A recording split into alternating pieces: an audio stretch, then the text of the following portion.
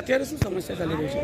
અત્યારે સમસ્યા એવી ચાલે છે કે અહીંયા અમારે અમુક માણસો આવીને અહીંયા વોટિંગ સ્લો થાય એ પોઝિશનમાં એટલા માટે અહીંયા મસ્તી અને હેરાન પબ્લિકને કરતા હતા.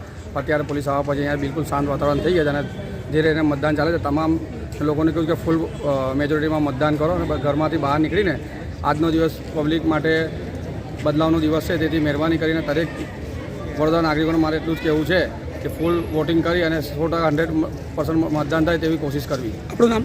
મોહમ્મદ સાજિદ મોહમ્મદ અલી બુધવાલા.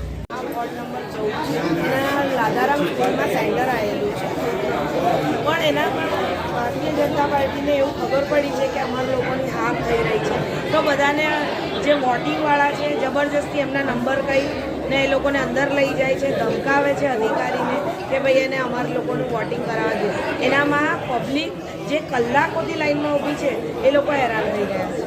એના માટે અમે લોકો અધિકારીઓને બી રજૂઆત કરે છે કે અહીંયા કોઈ પ્રકારનું ચીટિંગ એમાં કે નહીં કોને છે. મતદાન મથક લાદારામ સ્કૂલ છે.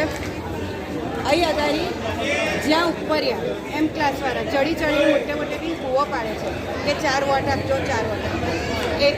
એ સંદર્ભમાં હું અને અમારા પૂર્વ કાઉન્સિલર જે અમે એમને ઓથોરિટી અમારી એજન્ટ તરીકે આપેલી છે મિનેશભાઈ, અમે તે ચડી ગયા અને અમે જોયું તો અમે એમ કીધું ભાઈ આ 4 વોટ શું બોલ કરે છે.